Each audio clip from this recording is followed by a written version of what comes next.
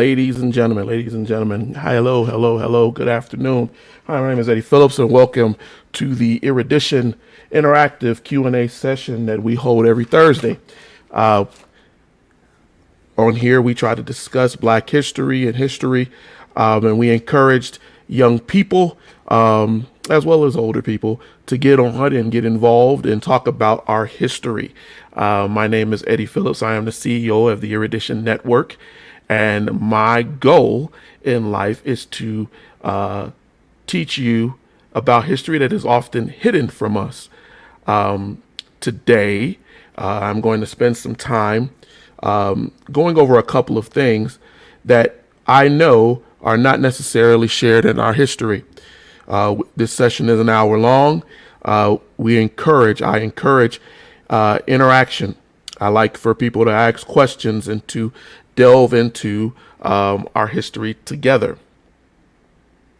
Many times during the week, I get messages from people who either send it to my personal Facebook page, or they send it through the Erudition page, our website, or they send it through our Erudition Facebook page. And quite often what they're asking me, and this is quite honestly from around the world. I've got this question from people as far as England, who ask, well, what is the purpose? Why do we need Erudition?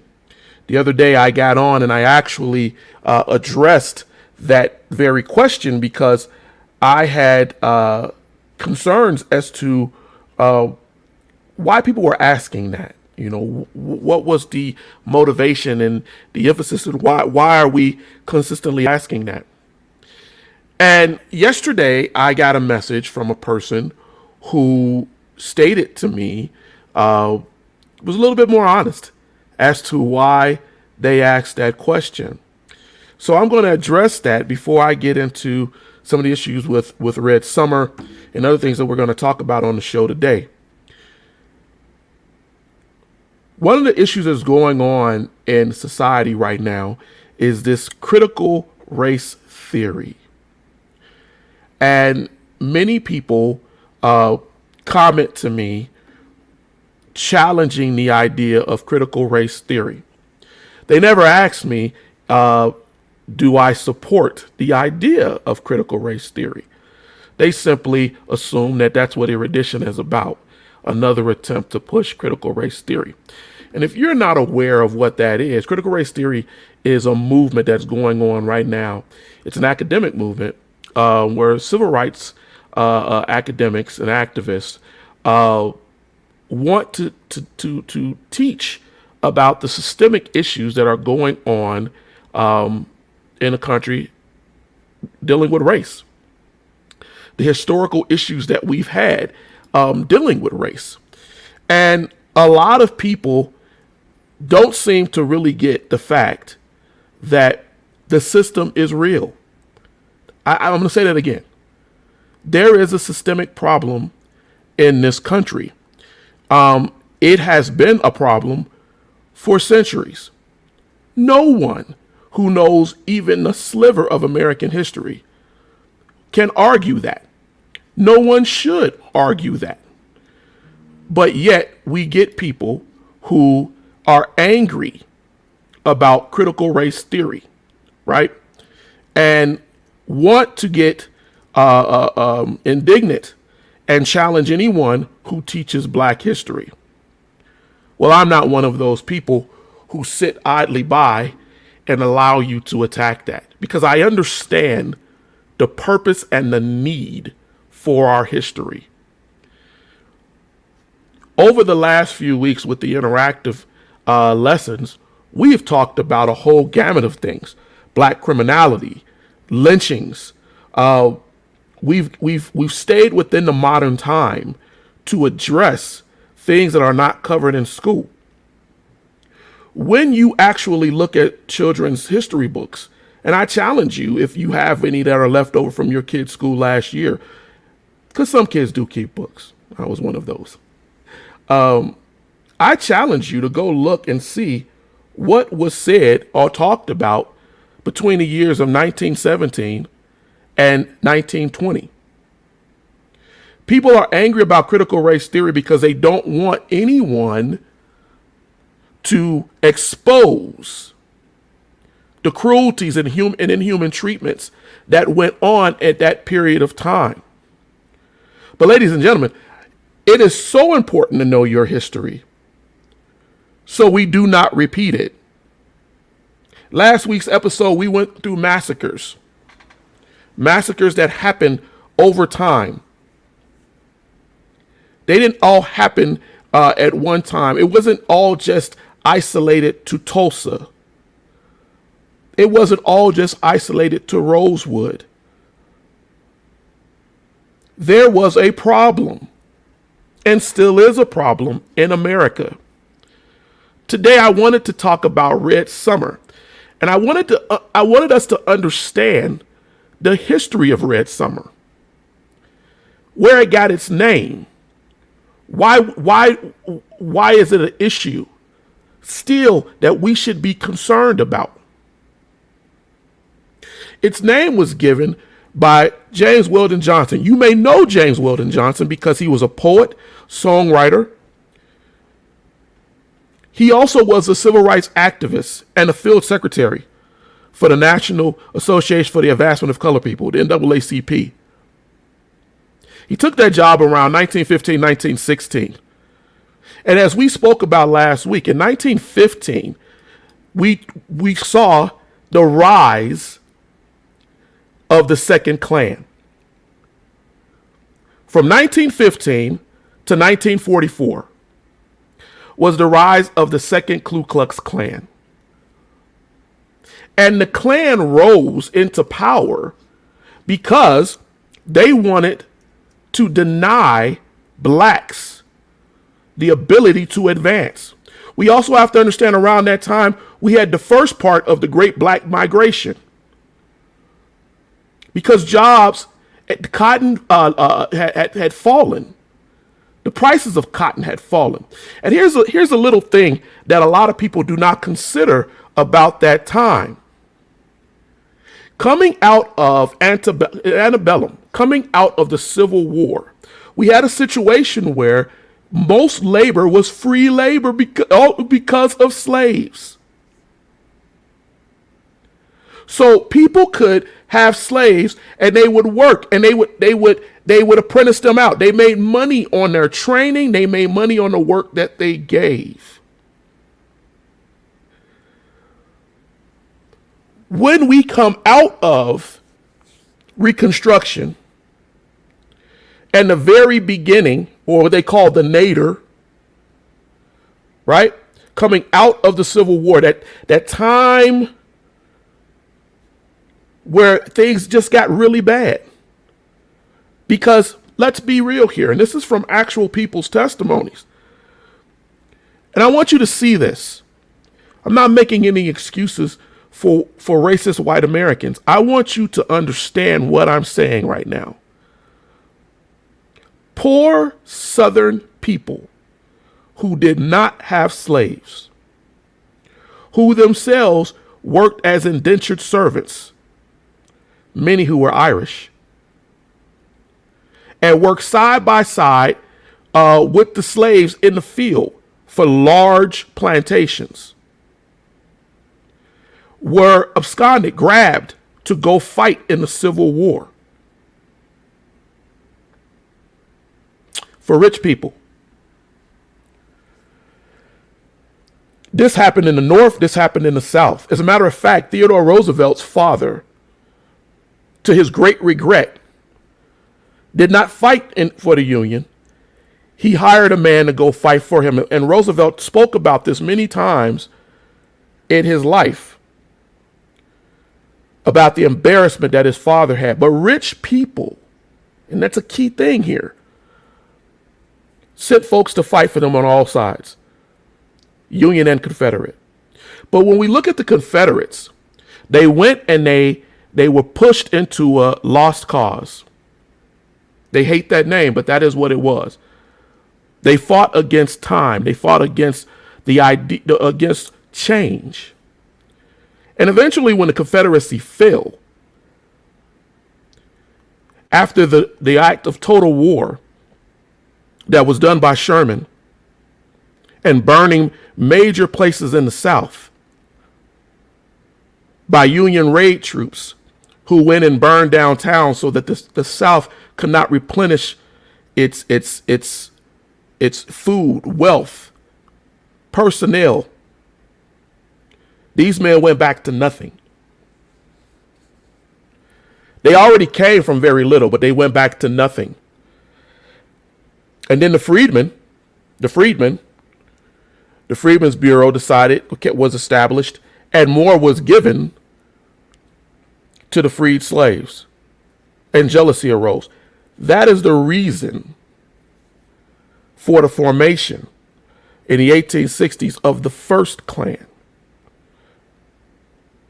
I'm making these points to you because I want you to understand that these massacres, these diabolical things that happen because of jealousy, yes.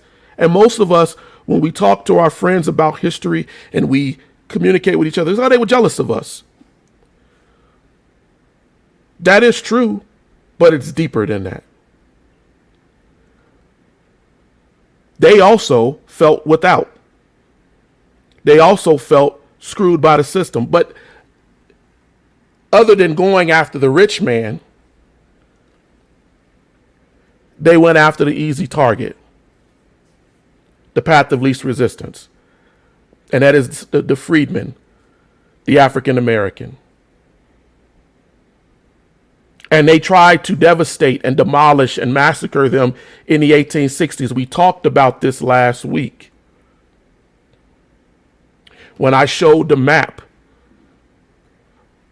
of what they did and how they did it and how they went through and tried to massacre whole towns of freed black men, freedmen, black men and women.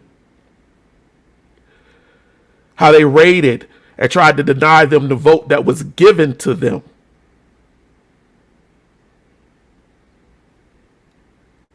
So that was the beginning.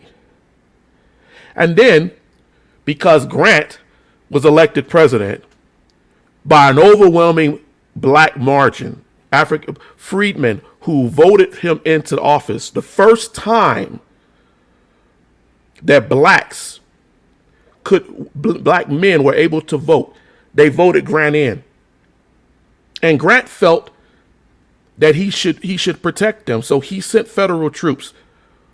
He deputized former Union black soldiers to protect those areas. And so in the 1860s, what we saw was rage. We saw rage. People angry at the idea of having blacks who they used to control and own now control and own them. That's how they saw it. When in fact, the African American simply wanted to be able to survive and to live free.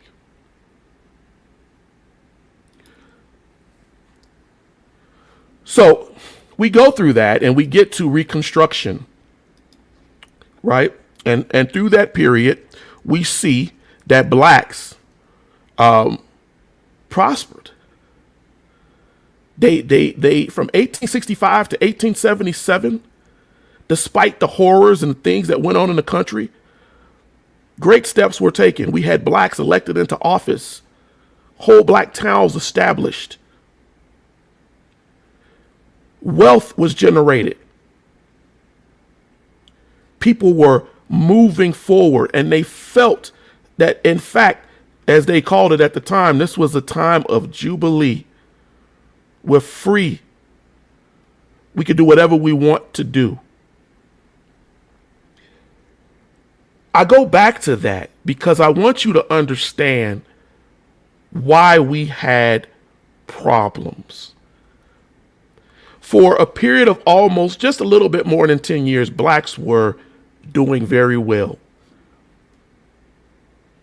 But if I were to go back to you again and I was to show you the screen that I shared last week, and I'm going to share that again. If I were to show you during that time of Reconstruction, right, where we were moving ahead all the way to 1877, look at how many people died between 1860 and 1877. Look how many massacres that were formed during that time on this map. Because, and again, we have to stop them from prospering, from being the head of us. And there's another part to that too that we need to discuss today. We need to also understand that during slavery, people were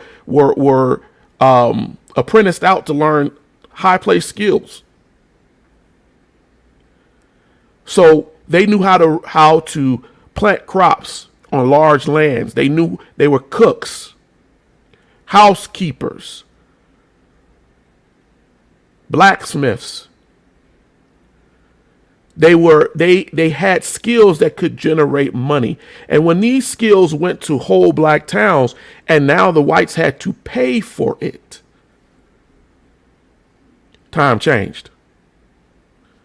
Time changed. And so when we talk about where we are right now, and people talk about critical race theory, and they get mad, we need to understand that. I just gave you dueling sides, or what was going on and what caused the crash of ideals, hate, and pain. Now let's move forward. Let's move forward. We know that the 13th, 14th, and 15th Amendment was passed. Each one of those amendments, one giving us our freedom, another giving us the right to be citizens, and going away with slavery, the right to vote. But I asked someone, a couple of people, I posted something earlier to ask about the 16th Amendment. I don't see a lot of people on today, but I would ask, does anybody know what the 16th Amendment was about? What it was concerned with?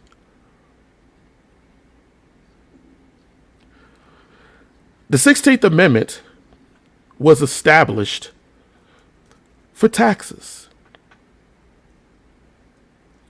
And if we don't understand how that plays a part in the black community, then we have a lot to learn. We have a lot to learn. The idea of that amendment was established so that the income tax, levy a tax on income from any source. And when you already don't have,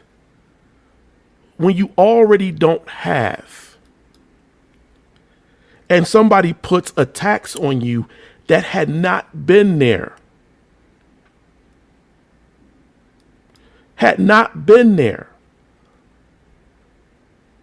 They ratified this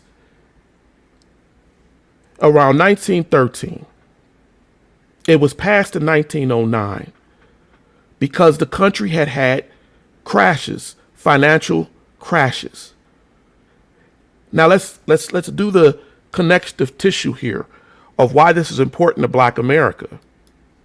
It's important to Black America to understand the 16th Amendment because when you're poor and they tax you, how do you feel? You feel violated. This country went to revolution on the idea of taxation without representation. And then grandma, grandpa, people who are still alive from antebellum are saying, back in the day when we had, and I'm going to use this phrase, ladies and gentlemen, niggers, we can make money. Now, we working alongside the Negro. And they're taxing us. And he's getting all of this special consideration. Hate, jealousy, based on law.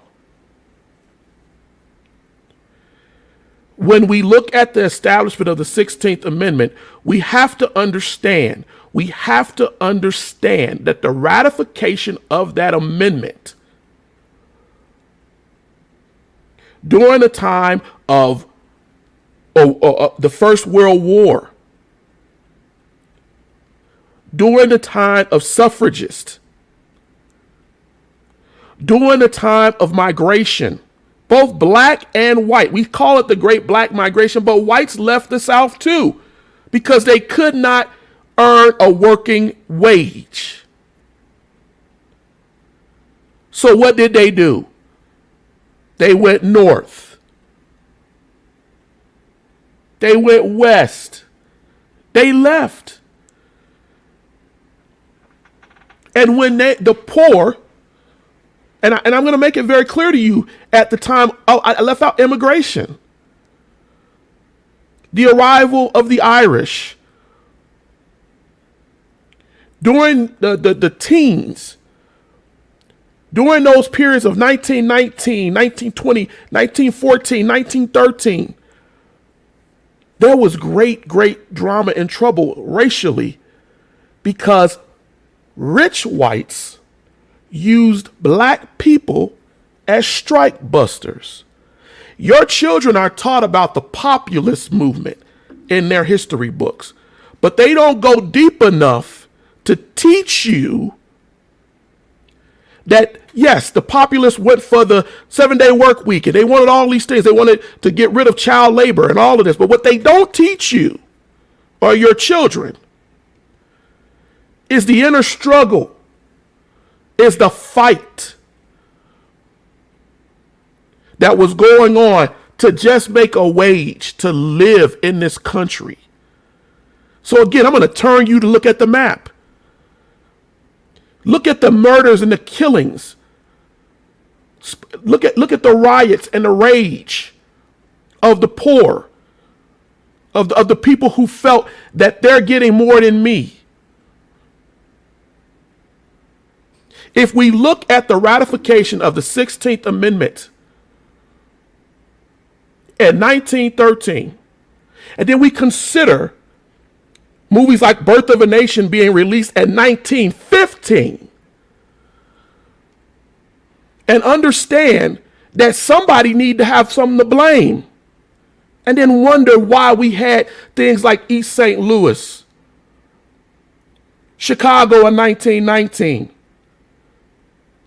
I asked a young person from Chicago, why did the riots of 1919 happen during Red Summer? One, they did not know what Red Summer was and told me very, very, very distinctly, it is not in my history books. And then when I said, well, it started because a black person accidentally, it's believed to be accidentally, swam into a white area on Lake Michigan and was stoned to death. They're like, what? Because how dare you step on what we own? We work for this. This is hard for us. We know historically that people were told, at least you're not a nigger. I hate to say it, ladies and gentlemen, but that was a popular phrase. In New York and Chicago, they use blacks. I'll give you how they played the game. So I'm going to hire you for $1.50 as an Irishman. But now I have a black person who says he'll work. He's skilled. He learned his skills in the South. He'll work for $1. So they hired him. and they don't hire the Irishman. Now the Irishman's mad, and he blames the Negro, not the rich man. As we look through all of the dramas that happened in 1919, and I went out today and I started to look at Red Summer because we have been so caught up on Tulsa. Ladies and gentlemen, let me ask you, for the 5 people that I have on right now, and for those who come on later, how many massacres happened just in the year 1919? Take a wild guess. Just take a guess. Type it into the chat. I don't care if you're right or wrong. Take a guess of how many you think happened without going to Google.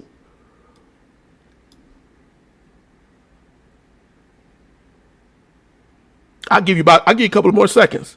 Somebody give me an answer.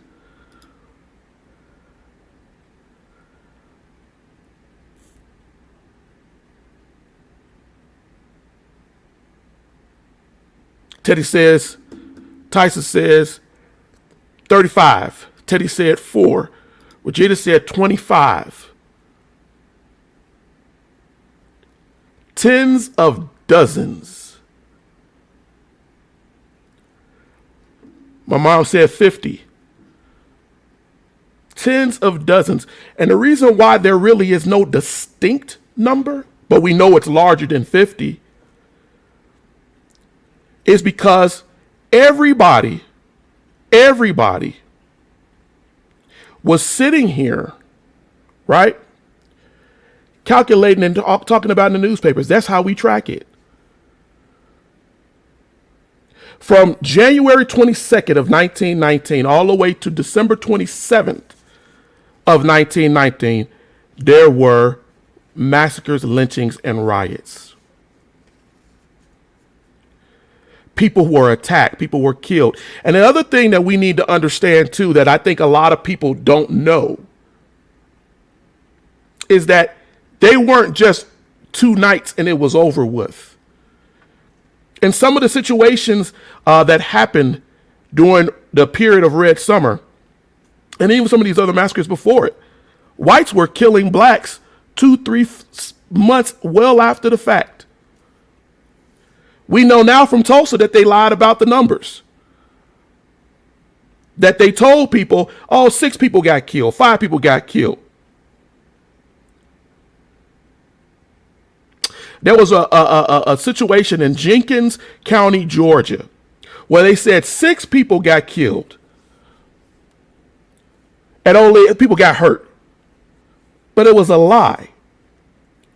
Hundreds, by some estimates, were killed over time. And the massacre in Jenkins was because a rich black man had a party, had a cookout. People all came to the cookout. 2 cops, one who was not even his jurisdiction, show up because this was also around the time of Prohibition, and tries to tell them, hey, you got alcohol? Anything to bust you. Sounds familiar to what we are today. The rich man hadn't even got there yet.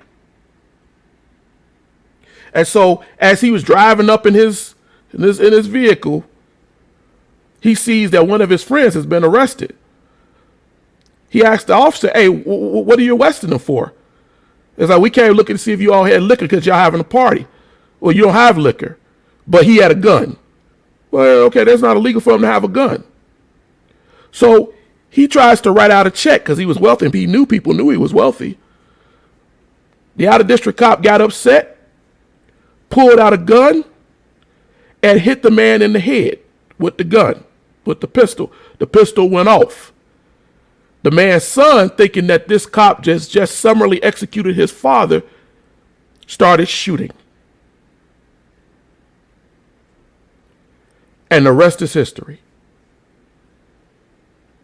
I often tell my sons that, because one of my sons always say, Daddy, the reason why they got away with it was because they put their guns down. No, not so. I also see people walk around and they say to themselves, "Hey, I'm not my ancestor. I wouldn't have punked out." Not so. In 1919 in Washington D.C., black troops, because let's understand that too, World War I. Black troops coming back from World War I fought white mobs, killed them, killed white men who tried to encroach on the black community. Your ancestors fought just as you would fight. But as many of us have seen over time, the racist white man had other avenues of enforcement. That sheriff will go out and turn on the blacks, not the whites who were rampaging and killing and murdering men, women, and children. This is historical. They would turn on the blacks. In Tulsa, the reason why so many people were killed that is often not talked about was because the white sheriff, supposedly in trying to stop the massacre, went and started putting blacks in concentration in detainment camps outside the city who had weapons. Well, what did this do? This allowed other people, whites, who had weapons to go kill those blacks who didn't. And that's why you have mass graves in Tulsa. Let's talk about something else here. Let's talk about World War I. Hold on. Sean Anthony said, "It's because we did not want to become what they said we were. That is why we put down our guns." My son is right. But I also will say this, Sean Anthony. We put down our guns a lot of times in good faith. And it was always failed faith. Because the guys who are in power had no, and I'm going to say this and be very honest with you all, had no care for black life. If you look on the map, you see something here about Charleston in 2015. Dylan Ruth. But Charleston was always under attack. We look at these places in the South that had, that's the other thing we're going to talk about, multiple massacres throughout years. Tyson said,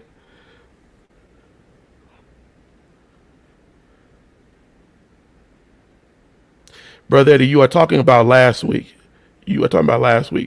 When they get hip to it, they just change the type of enforcement enslavement. We always have to come up with new ways to fight back. That's a good point. And it's going to deviate me off what I was getting ready to talk about. You know, recently, there was a situation. I'm going to pull that up. I was looking at a video. I grew up in Illinois. And I was looking at this video what this Fox News put out. I try very hard not to make Erudition political. But Fox News has drawn a line and basically said, right, that they are against, they call it critical race theory, call it whatever you want to call it. They are against the teaching of social justice or black history. And I had pulled up a video I was looking at. I'm going to pull that up for you. I really want you to see this of this interracial couple talking about critical race theory. Well, that's the way they termed it. Out here in Oak Park River Forest.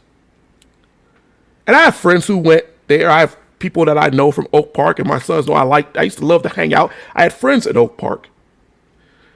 But I remember, and I'm going to tell you a quick story, that I was in Oak Park, Illinois as a teenager. I was going to a movie theater. It was a dollar theater. And I was standing outside the theater, minding my business. I was by myself. Didn't have any homies. I wasn't hanging around in a group or a gaggle. And a cop came up and asked me, "What are you doing?" I said, "Well, I'm getting ready to go in the movies. I want to, I'm here to see a movie." And he asked me, "Do you live here?" You all know the spiel. I said, "No, I live on the west side, but I come out here to watch movies because they're dollar movies and they're cheap." And as these other white kids are going in the theater, I was like, "Well, I'm getting ready to go in the theater." He said, "No, you're not. You have any ID?" And he harassed me for the better part of 30 minutes until he had gotten bored, because he realized there was nothing on me. And then he left. These little things that are done to us. But I make that point because when I show you this video, and I'm going to show you this video, pulling it up right now, of this couple talking about the issues that are going on in Oak Park and teaching critical race theory or teaching black history. If you give me one moment, I'm going to share this with you because I really want us to see this. And hopefully I'm smart enough this time to actively keep my mic on, like my son said last week. I'm still at a part where I was.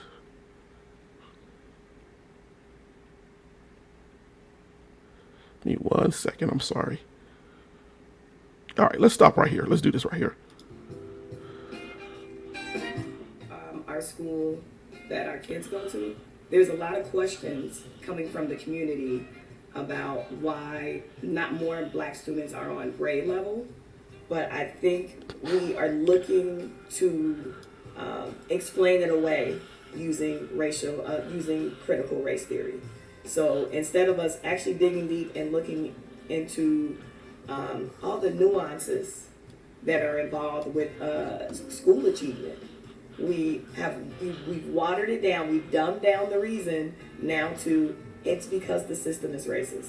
And I asked one of the district coordinators for diversity, what are we taking away in order to teach this social justice? She's like, "Oh, it's not taken away from anything." And I'm saying, well, unless we're extending the school day, this is taking minutes from something. Is it taken away from math or English?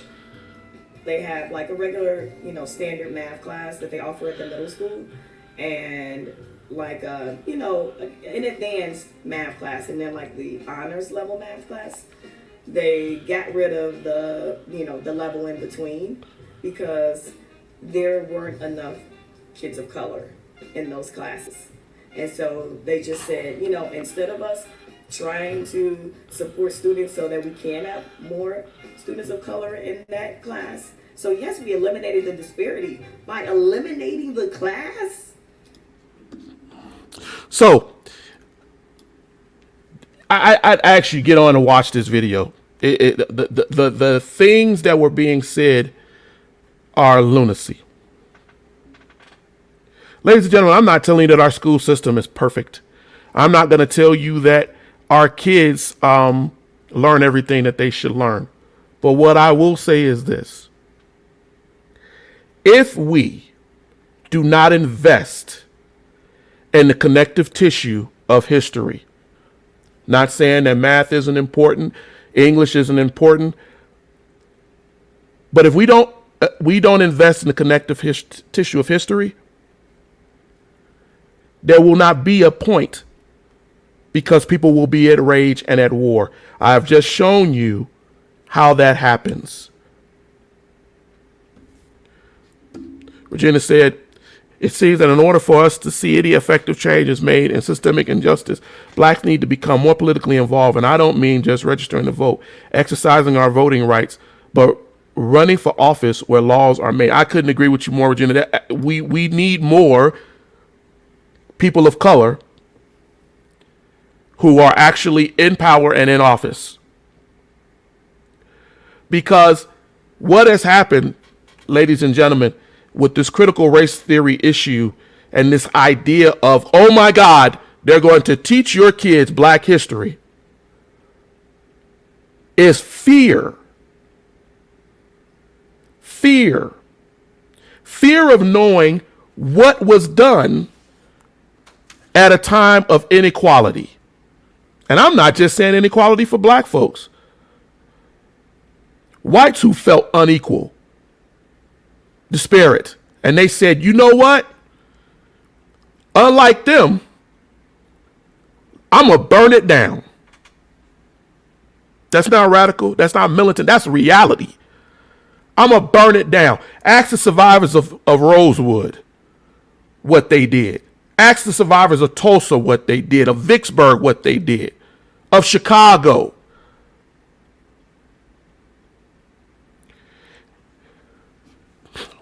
Eddie said that we also need cops to represent their own communities.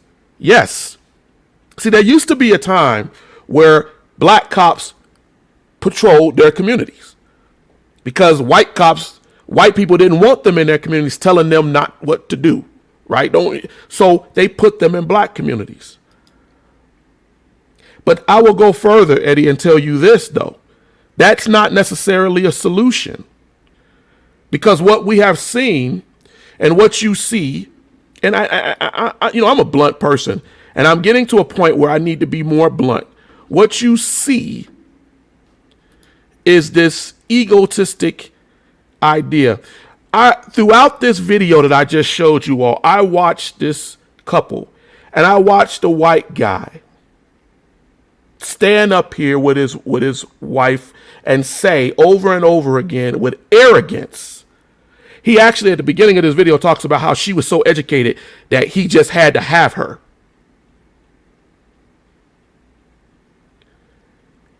They're disconnected. And what's scary is that when we have people who are married and they're disparate in their ideas, or they're coming together with that, they're teaching their children this.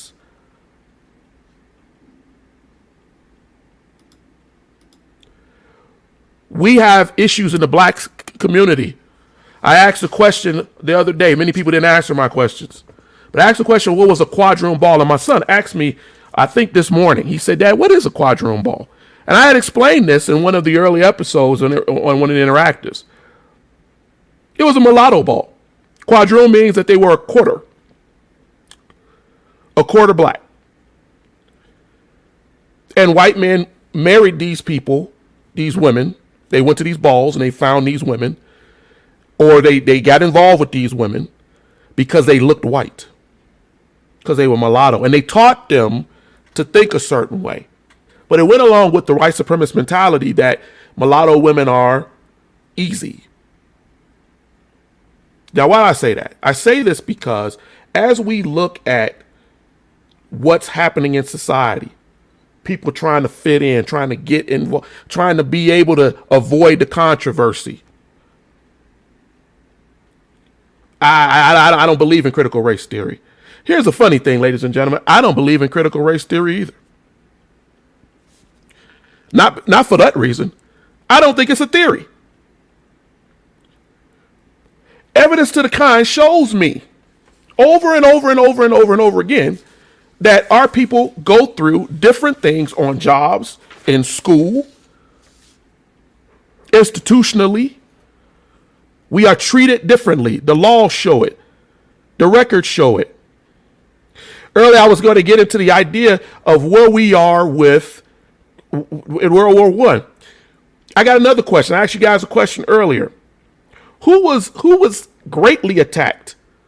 Mostly attacked? What group of people in the black community, what subculture was greatly attacked? I want you to think about the time period between the years of 1916 to 1920. Think about what was going on at that time. I'll give you some. The Spanish flu, World War I. We already talked about changes in the law.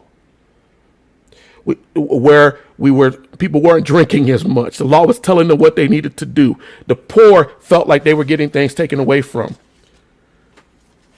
But somebody answer, give me, I don't care, a random answer. Who do you think, what subculture of the black community was greatly assaulted between those years of let's go 1915 to 1920?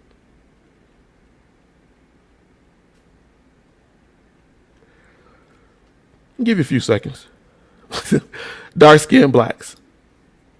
Yeah, they were greatly attacked. But no, I'm talking about a subsection, a community, people in the community. I'll give it to you. The black soldiers. Black men went over to go fight in World War I to save this country from embarrassment, because if you really get into what was going on with Woodrow Wilson, right, and him segregating everything, black soldiers came back. And it breaks my heart because I am a military person, and were killed. They were pulled off of trains coming back from Europe and lynched, murdered, burned. The evidence is there. The evidence, we know it. We have the history of it. One of the ones that really messed with me, there was a man named Leroy Johnston. And this happened in Helena, Arkansas in 1919. He was killed by a mob during the beginning of the Elaine massacre. They claimed he had shot at them first, which was a lie.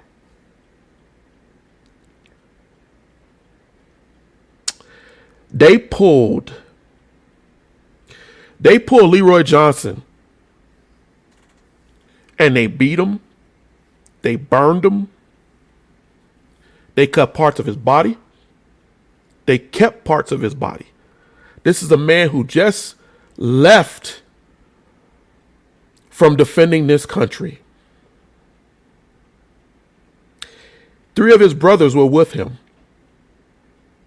His brothers. And they pulled them out. They shot him. They killed him. They burned him. You know what? Leroy Johnson's, you know what his job was? You know who he was a part of? He's part of the Harlem Hellfighters. And if you don't know who the Harlem Hellfighters were, they were a perennial part of World War I. They fought with the French, praised them. They gave them medals.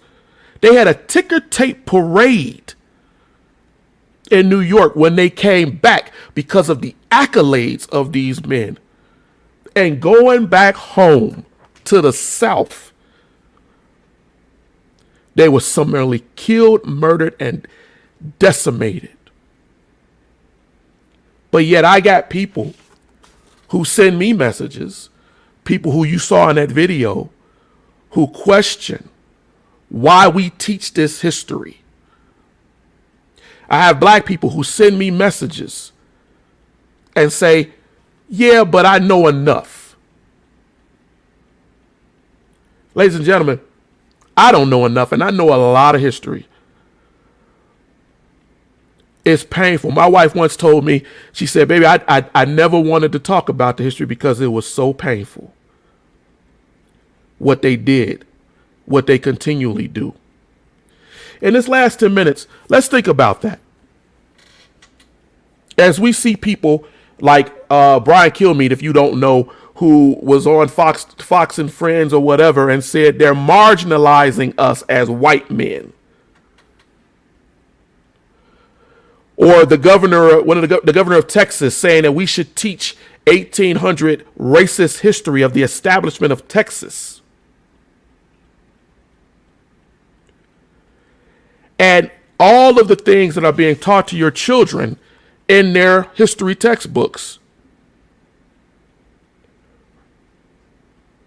All of these things which they say, well, we shouldn't talk about. This guy right here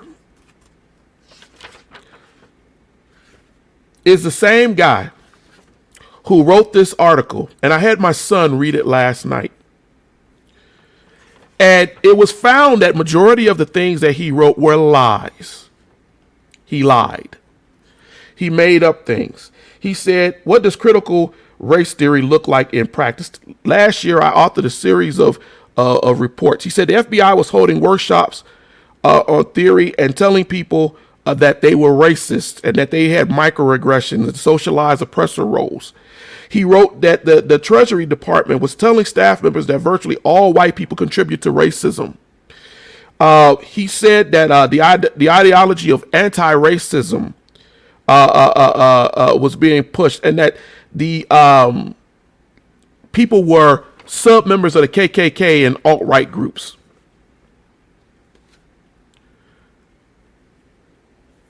Let me end this episode by telling you all something that I told my family last night of why this is so important to me. You all know about Charleston and Dylan Roof. You may know a lot about the story, but you may not know some of the things that Dylan Roof did and why he did what he did. Can anybody out there quickly tell me and type to me, why did Dylan Roof say he went to Mother Emanuel Church and shot those people in that church? Can anybody tell me why?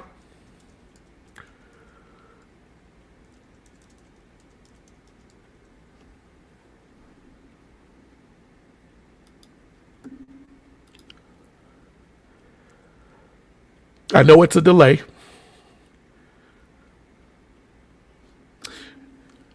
Dylan Roof chose that church because he couldn't get as it was a soft target. But one of the things that he did in choosing that was because he had been reading stuff like this online. Lies. He had been radicalized by lies. He had been told that blacks were, for the better part of hundreds of years, systematically killing white people and raping their women. He had been given literature, where to go and what to read, and to prove this. Not that it was sourced, but he was given false history. People like Charles Carroll and Schufelt, the people that I've been talking about for the better part of 2 months now. But Dylan Roof did something else. When he went into that church, he sat there with those black people and he prayed with them. Tyson said, yes, that's what the media told you. They said he wanted to start a race war. But it's deeper than that. He said that, this is from the eyewitnesses who were there, who lived. He said, because your people are killing and raping and destroying us, and soon you will outnumber us. Dylan Roof, when he finished praying with them, stood up and he aimed his gun. There were 9 people who died in Mother Emanuel Church. The oldest was Susie Jackson. He aimed that gun at that 87-year-old woman first. That's what he did. And he told that woman, pray, keep praying. He mocked her. He went after the oldest person in the room. He didn't go after that senator first. He went after the oldest person in the room. And Susie Jackson was only defended because her nephew stood up, 26-year-old, and tried to talk Dylan Roof down, tried to be kind, to which this one Roof told him why he was doing. And he shot and killed that young man and then systematically went about killing everybody in that church. This is the same Dylan Roof who they gave a burger to. And when asked why he did that, Ruth was very honest, but we don't get all of those reports. You have to dig to find it. Ladies and gentlemen, what's my point? My point to you is that we are still living with lies. When they tell you they don't want you to teach black history, when they tell you that they don't want to even touch it, they don't want to be involved in it, there's a reason. There's a cover up.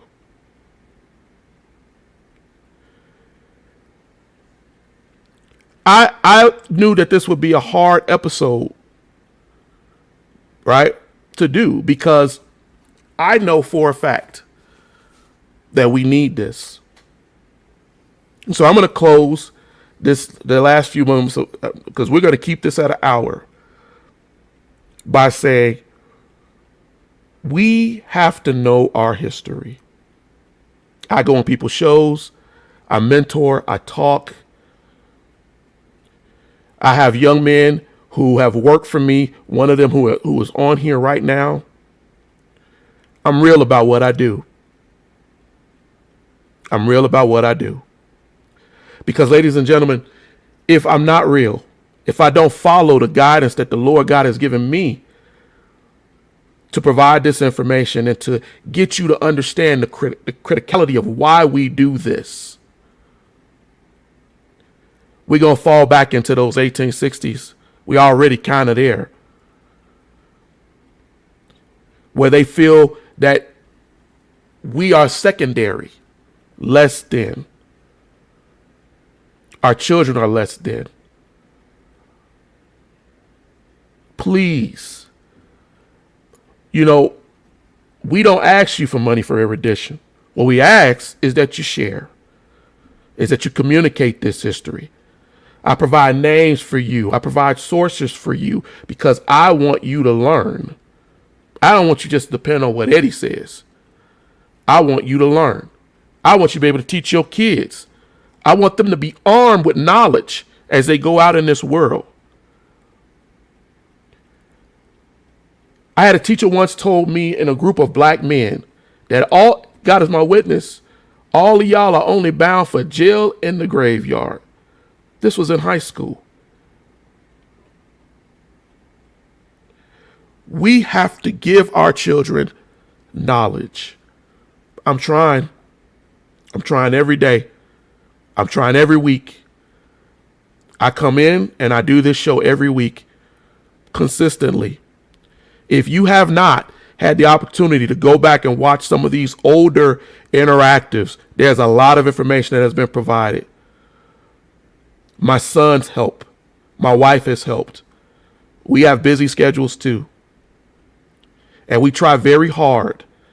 I talk to them, plead with them to be involved sometimes, because we need to be involved so that your family, your kids, our people can see that if my family can talk about this history, yours can too.